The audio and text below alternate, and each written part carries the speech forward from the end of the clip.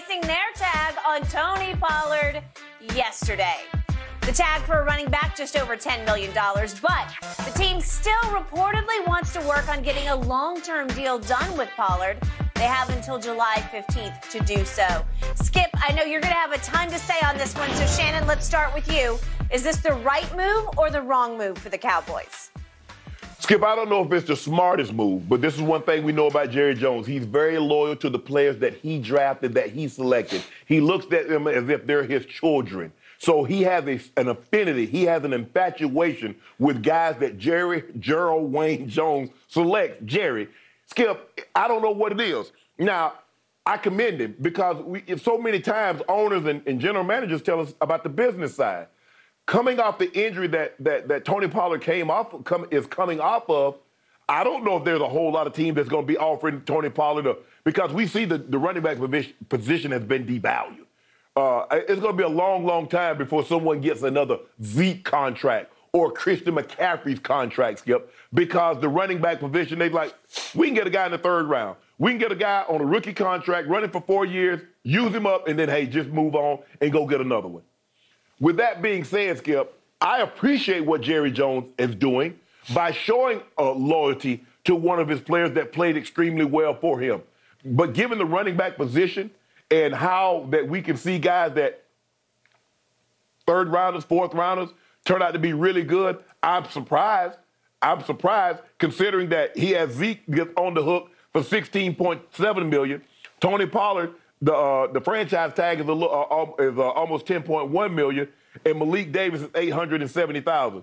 So, Skip, you're looking at over $27,000 just in running back and cap hit. Now, obviously, we know that they're going to redo something. They're going to restructure Zeke. But I don't think Zeke's going anywhere. I think they're going to restructure the contract, make it more digestible for them as far as cap purposes. But so, Skip, with that being said, am I surprised? No, because I know how Jerry is, how much he loves the players that he selected. He loves Tony Pollard. Tony Pollard played extremely well, but he is coming off an injury, Skip.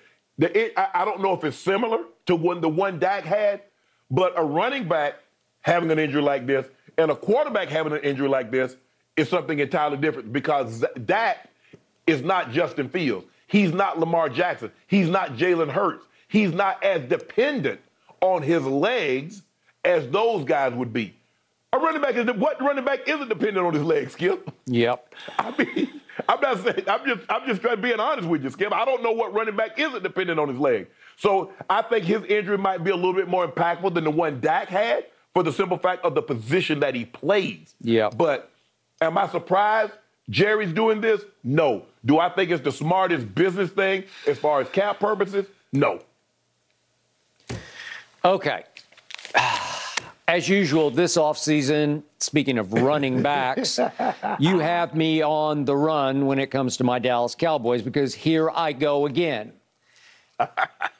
I don't know whether to cheer or to cry about this move because I love me some Tony Pollard. I have been bullish on Tony Pollard from the start. Jerry hit another draft home run because Tony Pollard is a home run hitter of the highest order. He led this whole league last year of running backs with a minimum of 150 carries, 150 touches in yards per touch at almost 6 yards a touch. It was 5.94. Christian McCaffrey was second at 5.71. You laughed at me, but I was even making the case going into the San Francisco playoff game, Dallas at San Francisco, that I would take Tony Pollard over Christian McCaffrey just because he's a touch faster than Christian is. Love Christian, nothing but respect. But I think Tony Pollard is underestimated, underrated in running between the tackles because I think he's at least as effective as C-Mac is. Even though C-Mac looks like he's running harder, he runs with more energy. There's more moving parts to his running.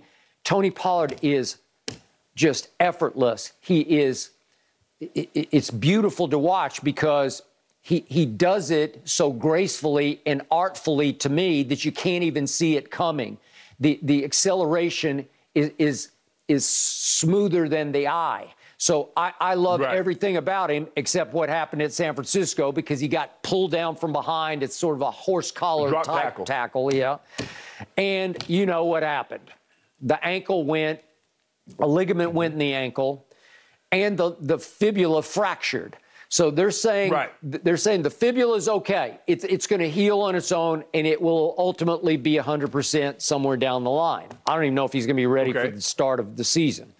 But they went into the ankle, and they did the tightrope surgery. It's the new way. Instead of putting, bolts in, screws in, that they put a cord in for the tightrope to fix it. Tua had that surgery when he was at Alabama, and Ryan Tannehill had it here lately. And yet, to your point, those are quarterbacks who don't really depend on their legs. But here and there they do, but not like Tony Pollard does because his legs are everything. So you got me on the run because I don't know if he's ever going to be right. They say he's going to be 100% right. They are betting on that because they're trying, as we speak, to sign him to a long-term deal that would eliminate having to use the cap. But to your point, use the tag. The tag. And yet, to your point, I'm looking at what Ezekiel Elliott is scheduled to make this coming season. It's $800,000 more this coming season than Tony Pollard would make under the tag. What? Yeah. So they're still stuck with that deal, but they owe him no more guaranteed money because he got $50 million guaranteed. So they're saying they're sending out new messages that they don't want to part with Zeke. They think he's very important to the locker room. I don't. I'm done. I've seen enough. Because even last year, Shannon, he carried the ball 231 times to Pollard's 193. So that's 31 and 7. That's almost 40 more carries for the season. Zeke, once again, averaged a career low 3.8 yards per carry. That's the worst in the league at anybody over 200 carries for sure. And yet, Tony Pollard at 193, he was 5.2 a carry. He's a home run hitter. And I even remind you, I've been bullish from the start. Again, remember, right out of the box, you weren't even sure who he was. Is he that guy or that guy? And you called him Mike Pollard one time before you even knew who he was. And then all of a sudden, he just took off out of Memphis. And then last year, do you remember what happened at Green Bay? In the overtime, they get the ball, and they go, Tony Pollard, 4 straight plays, 7, 7, 9, and 9. Now, the first 9 got erased because Jalen Tolbert, the rookie out of lined up offside. Where is he out? Alabama, Birmingham. South Alabama. South Alabama. With South Alabama. Yeah, he lined up offside, so it didn't help the play. He still got 9 yards, but it obviously nullified the play. Backed him up 5 yards. Okay, so but that's how he started off the overtime. Remember, and they ended up losing, obviously, to Aaron Rodgers and company. Then remember at Jacksonville. What's the first play of overtime? They actually won the toss. No, I'm sorry, they didn't win. They got the ball back. Jacksonville won the toss. Yeah, they got the ball back. And on the very first play, Tony Pollard goes 21 yards. And then one thing leads to another, and there's a tipped interception. Then Dak happened. Yeah, Dak happened. He did. No, say that. Dak happened. You got me. You got me. Okay, so I'm happy that they're going to try to keep him because he is going to be a free agent, or he could be. And I thought for a second maybe they'll think he's just damaged goods and they'll just let him go elsewhere as a high-risk running back. Well, the reason I got burned over this, the reason I'm still a little gun-shy over this is because when I was all about Ezekiel Elliott back in 2019, he goes and holds out at Cabo. And I'm thinking, you have to have him because he's the driving force of your team. He had been for his first 3 years. He had led the league in rushing yards per game. And what happens? He gets his deal. He shows up for the 2019 season, and he hits the wall. He hasn't been the same since. I can't even recognize him now. So now they're talking about they could restructure his deal. You know, it's almost like they'd give him $1 an hour, and he'd be happy to still be a Dallas Cowboy. I don't know, because they want him around. I've seen enough. It would help the cap if you just went ahead and cut bait. Wished him well. He'll be a lifetime. He'll be viewed as a Dallas Cowboy. I don't think he's got much left. I'm not sure anybody else, they might bring him to camp. I'm not even sure he could make another roster right now. So to me, it's all about Tony Pollard, and I think he is an absolute difference maker if he's going to be healthy, and I don't know for sure whether he's going to be healthy, but I do not blame them. In fact, I applaud them for going ahead and tagging him. So you're saying this is the right move for the Dallas Cowboys? Absolutely, to franchise tag them? But again, now, once again, here we go with the risk. There's a caveat. Yeah. There's an asterisk because it's asterisk, R-I-S-K, as in risk, because he is now high risk as a running back with a career-threatening injury. They say he's going to be 100%, and if they're right, we're all good. What? Well, hell, I've never had a doctor operate on somebody that said it wasn't going to be 100%. I agree. If a doctor operated on me and told me, I don't know if Shannon going to be 100%, I don't want you. If you tell me that, I don't even want you operating on me. I would need somebody a little more positive going into it. But, Skip, this is what you told me. You told me out of your own mouth, since Dak had that injury, he's not as mobile, and he looks like he's laboring when he runs. He lumbers. He does. Yeah. And it was So what? Go ahead. Well, Jerry last year kept saying, I'm telling them, the coaching staff, I want to see him run more. And I'm saying, run how? Run weird. Where? Like how? What? He weighs, what do you think Dak weighs? 230 or 40, somewhere in there, 235? Yeah, 240, probably 240, 240. And now it's rumbling, stumbling for the first down when he takes off. And it's okay if you trick him. If you completely fool him, then that's fine. Every once in a while, he'll take off up the middle and get 8 or 10 yards.